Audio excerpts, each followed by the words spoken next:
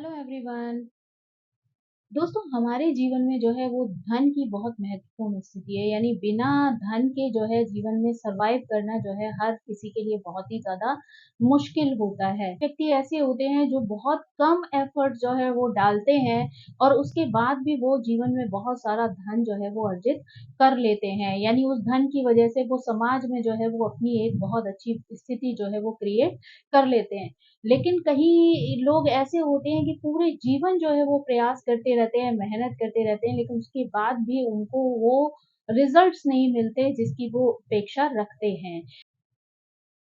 तो ऐसे में जो है देखा जाए तो ये कथन जो है वो सार्थक हो जाता है कि किसी भी व्यक्ति को अपनी किस्मत से ज़्यादा जो है वो नहीं मिलता है। यानी व्यक्ति जो है कितने भी एफर्ट डाले, लेकिन अगर आपके सपोर्ट में आपकी किस्मत नहीं है तो आपके लिए जो है वो चीज़ें अर्जित करना कठिन हो जाता है। ऐसा नहीं है कि नामुमकिन है, आप कर नहीं सकते हैं, लेकिन उस चीज़ के लिए आपको ज़रूरत से ज़्यादा एफर्ट्स की जो है वो आवश्यकता पड़ती है। आप ठान लें तो आप अपनी ज़िंदगी में जो है वो कुछ भी कर सकते हैं, लेकिन फिर भी जो है वो कई लोग मैंने ऐसे देखे हैं अपनी लाइफ में कि जो बेचारे बहुत एफर्ट डालते हैं, बहुत मेहनत करते हैं, उसके बाद भी उनकी उम्मीदों के अनुसार जो है उन लोगों को रिजल्ट्स नहीं मिलते हैं। तो इसके पीछे अगर हम जानने का प्रयास करें तो कई बार कुछ ऐसे ज्योतिषीय कारण भी होते हैं कि जिनकी वजह से व्यक्ति को जो है वो अपने एफर्ट के अनुसार जो है वो धन संपदा नहीं मिलती है। यानी उसकी मेहनत के बाद भी उसको उन चीज़ों के रिज़ल्ट जो है वो प्राप्त नहीं होते हैं। वहीं कुछ लोग ऐसे होते हैं जो है अगर मिट्टी को भी छू लें तो वहाँ पर सोना जो है वो बन जाता है। तो ऐसे में जो है उनके छोटे से प्रयास भी उनको सफलता दे देते हैं। यानी ऐसे में कहा जा सकता है कि उनके चार्ट में कुछ ऐसे संयोग हो सकते हैं कि जिनका लाभ जो है उनको जीवन में प्राप्त हो जाता है। वो सौभाग्य बनकर जो है वो उनके ऊपर बरसता है और उन्हें जीवन में हर तरीके के सुखों की प्राप्ति हो जाती है। अगर हम देखें तो एक धनवान व्यक्ति जो है वो समाज में कम एफर्ट्स में ही जो है बहुत ज़्यादा अपनी एक स्थिति बना लेता है, सम्मान की प्राप्ति कर लेता है ना? अगर उसके पास जो है धन है ना, तो वो जो है कोई ना कोई ऐसे रास्ते जो है वो अपने लिए तैयार कर लेता है, जहाँ पर वो नेम फेम भी कमा लेता है। लेकिन कल कुछ लोग ऐसे हैं बेचारे पूरी ज़िंदगी जो है वो मेहनत करते हैं, एफर्ट डालते हैं, लेकिन उसके बाद भी उनको वो स्थिति प्राप्त नहीं होती जहाँ पर वो समाज में अपनी कोई जगह बना पाएँ। तो ये स्थिति जो है वो कई बार इस बात को जो है वो पक्का कर देती है, पुख्ता कर देती है कि कहीं न कहीं हमारे चार्ट में कुछ ऐसे योग होते हैं जिनकी वजह से हम उन चीज़ों को प्राप्त नहीं कर पाते। तो यहाँ पर ये भी कहा जा सकता है कि धनवान बनने के लिए व्यक्ति की मेहनत के साथ-साथ उसका भाग्य का साथ होना भी बहुत ज़्यादा आवश्यक होता है। अगर आपका भाग्य आपके साथ है तो आप कम प्रयासों में भी जो है वो बहुत अच्छी सफलता प्राप्त कर सकते हैं। तो आज जो है हम कुछ इसी तरीके की जानकारी जो है प्राप्त करने की कोशिश करेंगे कि कौन से ऐसे योग हैं जिनके माध्यम से जो है वो हम धन योग को जो है वो देख सकते हैं, समझ सकते हैं या जो है वो हम धन की प्राप्ति अपने जीवन में कर सकते हैं। तो कुछ सामान्य परिस्थितियों को जानने के बाद जो है हम सभी लग्नों के अनुसार भी जो है वो धन योग को जानने का प्रयास करेंगे। अगर जो है वो सेकंड हाउस या 11th हाउस का संबंध जो है वो सेकंड लॉर्ड या 11th लॉर्ड के साथ बन रहा हो, तो ऐसे में जो है ये एक अच्छा धन योग जो है वो क्रिएट हो सकता है। यानी ऋषि पाराशर के अनुसार जो है सेकंड हाउस और 11th हाउस को जो है वो धन का घर कहा गया है। इसलिए अगर सेकंड हाउस और 11th हाउस का किसी भी प्रकार से कोई संबंध बन रहा हो या इनके लॉर्ड का जो है वो कोई संबंध बन रहा हो, कहीं पर इन दोनों के लॉर्ड की युति बन रही हो या फिर किसी तरीके का एक्सचेंज हो, तो वहाँ पर जो है वो अपार धन की जो है वो संभावनाएँ बढ़ जाती हैं। यानी तो यहाँ पर व्यक्ति को जो है वो असीमित धन प्राप्त हो सकता है। तो यानी अगर जो है वो सेकंड हाउस का संबंध 11th हाउस के साथ बनता है या उनके लॉर्ड्स का संबंध बनता है या वहाँ पर एक्सचेंज हो जाता है, तो ये एक अच्छा खासा धन योग बन जाता है, जिसमें कि व्यक्ति को अपने प्रयासों के माध्यम से जो है वो अच्छे धन की प्राप्ति हो सकती है। यानी 11th हाउस को तो वैसे भी लाभ स्थान कहा गया है, तो ऐसे में अगर कनेक्शन बनता है तो आपको जो है वो कई तरीके के लाभ जो है वो प्राप्त हो सकते हैं। यानी धन संबंधी कई तरीके की स्थितियां जो है वो बन सकती हैं, जिनसे आप धन कमा सकते हैं। सेकंड हाउस का जो है वो अगर फिफ्थ हाउस के साथ या सेकंड लॉर्ड का फिफ्थ लॉर्ड के साथ कनेक्शन बनता है, तो ऐसे में भी जो है वो आप बहुत अच्छे धन की प्राप्ति कर सकते हैं, क्योंकि फिफ्थ हाउस को जो है वो पुण्यों का हाउस कहा गया है। यानी आपके पास्ट लाइफ के जो कर्मा है, अगर वो पुण्य के रूप में आपको प्राप्त होते हैं, यानी फिफ्थ लॉर्ड जो है वो आपको आपके पास्ट लाइफ के कर्मों के अनुसार जो है वो आपको धन की प्राप्ति करा सकते हैं। तो ऐसे में जो है वो आपके पुण्यों का रिजल्ट जो है आपको धन के रूप में प्राप्त हो सकता है। तो यानी अगर सेकंड हाउस और सेकंड लॉर्ड का कनेक्शन अगर फिफ्थ हाउस या फिफ्थ लॉर्ड के साथ बन जाता है, तो ऐसे में आपको अपार संपत्ति की प्राप्ति हो सकती है। अगर सेकंड हाउस के लॉर्ड और फिफ्थ हाउस के लॉर्ड में किसी तरीके का एक्सचेंज हो जाता है, तो वहां पर भी जो है वो आपको एक अच्छी संपत्ति मिल सकती है, क्योंकि सेकंड और फिफ्थ का जो एक्सचेंज है वो एक मजबूत स्थिति को क्रिएट करता है। यानी यहाँ पर ये धन योग जो है वो बहुत ज्यादा मजबूत हो सकता है, तो वहां से आपको धन की प्राप्ति जो है वो हो सकती है। अगर सेकंड हाउस या सेकंड लॉर्ड का कनेक्शन जो है अगर नाइन्थ हाउस या नाइन्थ हाउस के लॉर्ड के साथ बन जाता है, तो ऐसे में भी जो है वो एक अच्छा लक्ष्मी योग जो है वो बन सकता है। तो यहाँ पर क्योंकि नाइन्थ हाउस जो है वो भाग्य का स्थान है, तो ऐसे में अगर आपको भाग्य का भी सपोर्ट मिल जाता है, तो ऐसे में आपके लिए धन कमाना जो है वो सरल हो सकता है। यानी भाग्य का सपोर्ट जो है अगर आपको मिल रहा है, तो ऐसे में जो है आपके प्रयास जो है वो फलीभूत होते हैं और ऐसे में आपको धन की प्राप्ति हो जाती है। यानी ऐसे में कई स्थितियां ऐसी भी हो सकती हैं कि जब भी आपको हो सकता है कि रेगुलर बेसिस पे आपके पास जो है वो धन ना हो, लेकिन जब भी आपको किसी धन की जरूरत पड़ेगी, तो आपके पास कभी जो है वो धन की कमी नहीं रहेगी, क्योंकि कहीं न कहीं भाग्य का सपोर्ट आपके साथ होगा। यानी नाइन्थ हाउस को जो है वो भाग्य का स्थान कहा जाता है। तो ऐसे में जो है हो सकता है कि कभी आपके जीवन में अगर धन की कमी आए और आप जो है मन में उस चीज़ को सोचें या आप उसके लिए जो है वो इच्छा रखें, तो ऐसे में भाग्य का सपोर्ट जो है वो आपको मिल सकता है और आपकी विश पूरी हो सकती है और साथ ही जो है आपको धन की प्राप्ति भी हो सकती है। यानी आपका काम जो है कभी भी किसी स्थिति में नहीं रुकता है, क्योंकि जब भी कोई ऐसी स्थिति आती है तो भाग्य आपको सपोर्ट करता है। अगर 11th हाउस या 11th लॉर्ड का संबंध जो है वो 9th हाउस या 9th लॉर्ड के साथ बन जाए, तो ऐसे में भी जो है वो एक अच्छा राजयोग बन सकता है। यहाँ पर भी जो है आपको अच्छी खासी धन की प्राप्ति हो सकती है। यानी अगर यहाँ पे जो है वो 9th हाउस या 9th लॉर्ड का संबंध जो है वो 11th हाउस के लॉर्ड के साथ या 11th हाउस के साथ बन जाए या दोनों में किसी तरीके का एक्सचेंज हो जाए, तो ये एक बहुत अच्छा शक्तिशाली धन योग बन सकता है, जो आपको जीवन में जो है वो धन की प्राप्ति करा सकता है। अगर जो है वो फिफ्थ हाउस का कनेक्शन नाइन्थ हाउस के साथ, नाइन्थ हाउस का कनेक्शन फिफ्थ हाउस के साथ बन जाता है, या नाइन्थ लॉर्ड का कनेक्शन फिफ्थ लॉर्ड के साथ या फिफ्थ लॉर्ड का नाइन्थ लॉर्ड के साथ बन जाता है, तो ये भी जो है वो एक अच्छा खासा लक्ष्मी धन योग जो है वो बन सकता है। यानी यहाँ पर जो है वो आपको धन की प्राप्ति हो सकती है, संतान की प्राप्ति हो सकती है और संतान की वजह से भी जो है जीवन में धन की प्राप्ति हो सकती है। यानी ये जो है वो आपके हिसाब से भी जो है आपकी भाग्य में जो है वो लक्ष्मी का आगमन हो सकता है, साथ ही आपके संतान की भाग्य से भी जो है आपके जीवन में जो है धन का आगमन हो सकता है। तो ज्योतिष शास्त्र में जो है धन के कई और ऐसे संयोग भी हो सकते हैं, जहाँ पर कि आपको एक अच्छे खासे धन की प्राप्ति हो सकती है। यानी जैसे अगर हम कहें तो चंद्रमा और गुरु का जो साथ है, उनकी जो युति है वो भी आपको बहुत अच्छा धन लाभ दे सकती है। यानी गुरु और चंद्रमा का जो संयोग है वो गज केसरी योग बनाता है। यानी जिसके चार्ट में भी गज केसरी योग बन रहा हो, तो वहां पर जो है वो आपको गुरु की जो है वो कृपा भी प्राप्त होती है और चंद्रमा जैसा जो है वो मन भी प्राप्त होता है। तो ऐसे में जो है आपको अच्छे खासे धन की प्राप्ति हो सकती है। यानी ऐसे में लोग कहते हैं कि आपको जो है वो गड़ा हुआ धन भी मिल सकता है, किसी से जो है वो कृपा में धन मिल सकता है, आशीर्वाद के रूप में धन प्राप्त हो सकता है। यानी धन और संपत्ति की कोई कमी जो है वो आपके जीवन में नहीं होती है। यानी कोई ना कोई रास्ता, कोई ना कोई माध्यम ऐसा बन जाता है जिससे कि बड़ों के आशीर्वाद से, गुरु के आशीर्वाद से जो है आपको धन संपदा की प्राप्ति हो जाती है।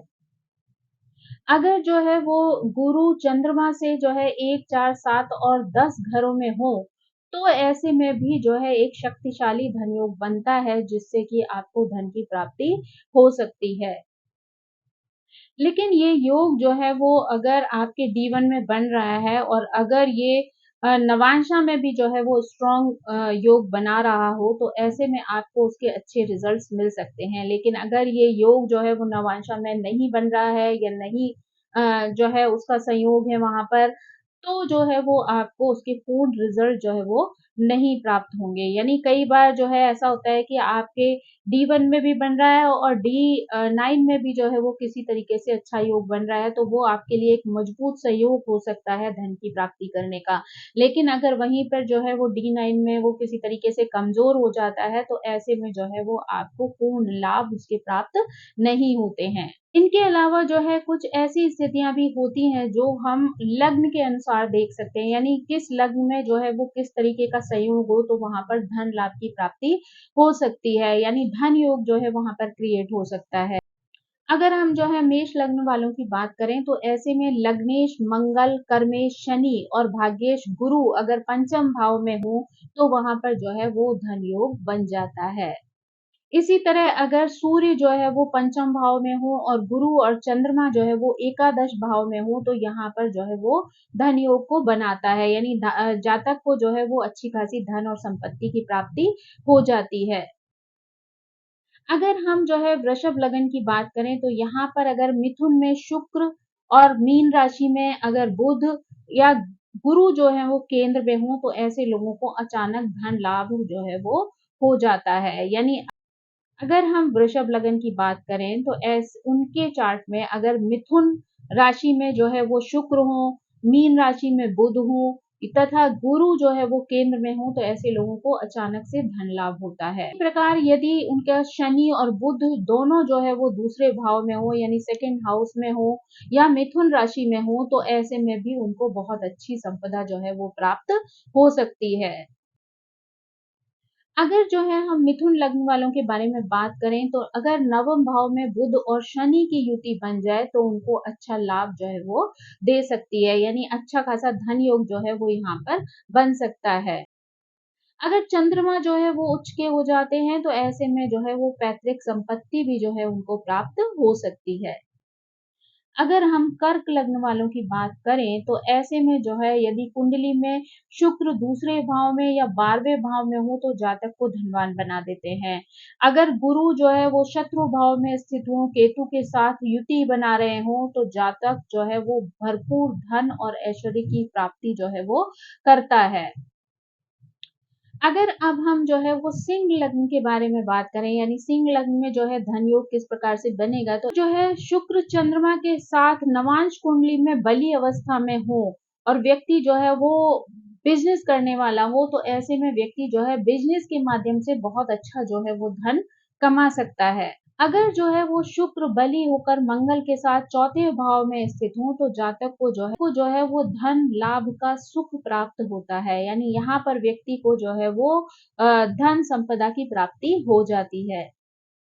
अगर हम जो है वो कन्या लग्न वालों के लिए धन योग की बात करें तो ऐसे में अगर शुक्र और केतु सेकंड हाउस में जो है वो बैठ जाते हैं तो अचानक से धन लाभ की प्राप्ति होती है। यानी अगर जो है कुंडली में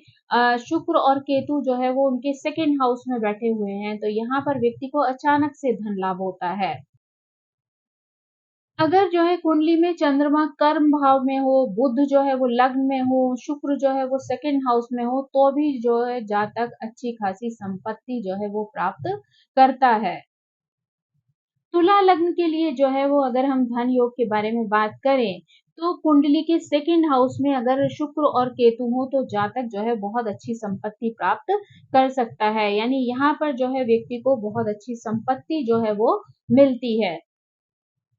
अगर मंगल, शुक्र, शनि, राहु अगर इनमें से कोई भी ग्रह 12th हाउस में होता है तो यहाँ पे भी जो है व्यक्ति अतुल्य संपत्ति का मालिक होता है, यानी उसको जो है बहुत सारा धन जो है वो प्राप्त होता है। अगर जो है हम वृश्चिक लग्न के बारे में बात करें तो कुंडली में अगर बुध और गुरु व्यक्ति के पंचम भाव में स्थित हो और चंद्रमा जो है वो एकादश भाव में हो तो ये योग जो है वो व्यक्ति को करोड़पति बना देता है, यानी यहाँ पर व्यक्ति को बहुत ज्यादा धन की प्राप्ति होती है। अगर जो है चंद्रमा, गुरु और केतु 10th हाउस में हो तो भी व्यक्ति जो है वो धनवान होता है, भाग्यवान बनता है, उसे जो है वो हर तरीके के धन की प्राप्ति हो जाती है। अगर हम धनु लग्न की बात करें तो ऐसे में अगर कुंडली में जो है वो चंद्रमा 8वें भाव में स्थित हो या सूर्य, शुक्र और शनि जो है वो कर्क राशि में स्थित हो तो जातक को बहुत सारी संपत्ति की प्राप्ति होती है। अगर जो है वो गुरु और बुध जो है वो लग्न में हो, सूर्य व शुक्र जो है वो सेकंड हाउस में हो, मंगल राहु जो है वो छठे भाव में हो तो ऐसे में धनु लग्न वालों को बहुत अच्छे धन की प्राप्ति होती है, यानी उन्हें जो है वो बहुत सारी धन संपदा की प्राप्ति हो जाती है। अब अगर हम जो है वो मकर लग्न वालों की बात करें तो जातक की कुंडली में अगर चंद्रमा और मंगल एक साथ हो, केंद्र के भाव में हो, त्रिकोण में स्थित हो तो जातक बहुत ज्यादा धनवान होता है। अगर जो है व्यक्ति के धनेश जो है वो तुला राशि में हो, मंगल उच्च में स्थित हो तो ये भी जो है वो व्यक्ति को करोड़पति बना देता है, यानी अच्छा खासा पैसा जो है वो व्यक्ति को प्राप्त होता है।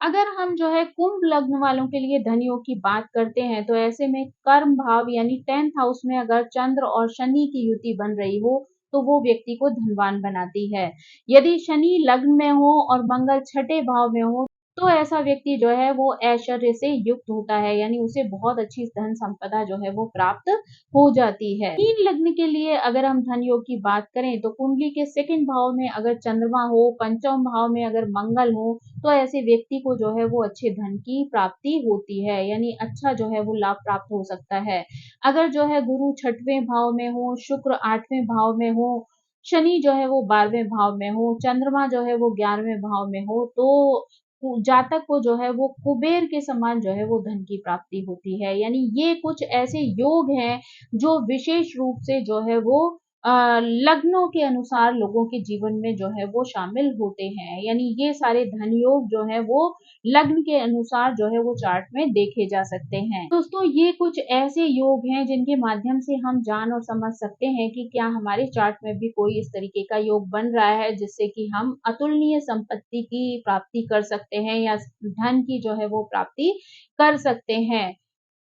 साथ ही मैं आप लोगों से एक बात और भी कहना चाहती हूँ कि कई बार जो है वो लोगों का ये कहना होता है या समझना होता है कि अगर चार्ट में हमारे ये योग जो है वो है, फिर भी जो है हमें धन संपत्ति की प्राप्ति नहीं हो रही है। तो ऐसे में कई स्थितियाँ ऐसी भी होती हैं कि हो सकता है जो ग्रह आपके में धन का योग बना रहे हैं, उनकी महादशा ही ना आए आपके जीवन में या फिर जो है वो गोचर में ऐसी स्थितियाँ ना बने जो आपको जो है वो धन लाभ दें। तो कई बार जो है कुछ ऐसी विपरीत स्थितियाँ होती हैं जिनकी वजह से आपका योग जो है वो फलीभूत नहीं होता है। कई बार जो है 2 ग्रहों की युति जो है वो धन के लिए शुभ मानी जाती है, पर अगर उनमें बहुत ज़्यादा डिफरेंस होता है यानी 10 डिग्री से ज़्यादा का डिफरेंस होता है, तो वो जो है उस योग के रूप में फलीभूत नहीं होते हैं और उनका रिज़ल्ट जो है उस तरीके से व्यक्ति को नहीं मिलता है। साथ ही मैंने कुछ ऐसे लोगों को भी जीवन में देखा है कि जो सिर्फ बैठकर जो है ज्योतिषीय गणना के अनुसार धन की प्राप्ति के बारे में सपने देखते हैं और सोचते हैं कि हमारे में तो ये योग है तो हमें बैठे-बैठे उस योग की जो है वो प्राप्ति हो जाएगी, हमारा योग फलीभूत हो जाएगा और हमें धन की प्राप्ति होगी। तो ऐसे योग जो हैं वो कई बार व्यक्ति को जीवन में जो है वो खुशियाँ नहीं देते हैं। क्योंकि बिना एफर्ट के अगर आप सोचें कि आप मेहनत करें ही नहीं और आप सोचें कि आसमान से आपके पास जो है वो धन की वर्षा हो जाएगी, तो ऐसा संभव नहीं है। दुनिया में कोई भी ऐसा व्यक्ति नहीं है जो पूरी तरीके से बैठकर ये सोचता रहे कि उसे धन की प्राप्ति हो जाएगी तो उसका जीवन जो है वो सुखद हो जाएगा, ऐसा संभव नहीं है। अगर मान लीजिए भाग्य से आपको बैठे-बिठाए जो है वो धन की प्राप्ति हो जाए या किसी पैतृक संपदा की प्राप्ति हो जाए, तो ऐसा धन जो है वो बहुत समय तक टिकाऊ नहीं रहता है। यानी अगर आप उस धन के आगे बढ़ाने की यानी उस धन को ग्रोथ देने की कोशिश करेंगे, तो वो धन आपके जीवन में जो है वो बढ़ोतरी की तरफ रहेगा, तो उस धन की जो है वो कमी नहीं होगी। लेकिन अगर आप सोचें कि आपको जो है पैरेंटल प्रॉपर्टी मिल गई है या पैसा कहीं से भी मिल गया है और आपका जीवन सफल हो गया, अब तो आप बैठकर खाएँगे, तो बैठकर जो है वो लक्ष्मी किसी के पास भी टिकती नहीं है, क्योंकि लक्ष्मी का स्वभाव जो है वो चंचल होता है। तो ऐसे में अगर आप सोचें कि कितना भी अच्छा योग क्यों ना हो आपके जीवन में, लेकिन एक समय ऐसा आएगा जब वो योग जो है वो आपके लिए काम नहीं करेगा और आपका इवन जमा किया हुआ पैसा या मुफ्त में बिना प्रयास के की मिली हुई जो प्रॉपर्टी होती है ना, वो भी किसी न किसी रास्ते से आपके हाथ से निकल जाती है। तो इसलिए आपके लिए बहुत ज़रूरी है कि अगर आपको ईश्वर की कृपा से कोई चीज़ मिली है, तो उसकी वैल्यू रखना और उसके लिए एफर्ट डालना, उसको हमेशा बनाए रखने की कोशिश करना भी आपकी ही ज़िम्मेदारी है और उसके लिए आपको मेहनत की आवश्यकता पड़ती है। तो आप अगर अपने जीवन में मेहनत करके जो है वो चीज़ों को शामिल करते हैं, तो ऐसे में आपके ये योग भी आपको बहुत अच्छा सपोर्ट करते हैं और आप अपने जीवन में उन सभी चीज़ों को अपनी इच्छा के अनुसार जो है वो प्राप्त कर सकते हैं। तो दोस्तों आई होप ये जानकारी आपको पसंद आई होगी। Thank you so much. मेरी आप सभी से रिक्वेस्ट है कि प्लीज़ मेरे चैनल को सब्सक्राइब करें, लाइक करें, शेयर करें और कमेंट करके इसी तरह मुझे प्रेरित करते रहें। Thank you so much. Bye bye.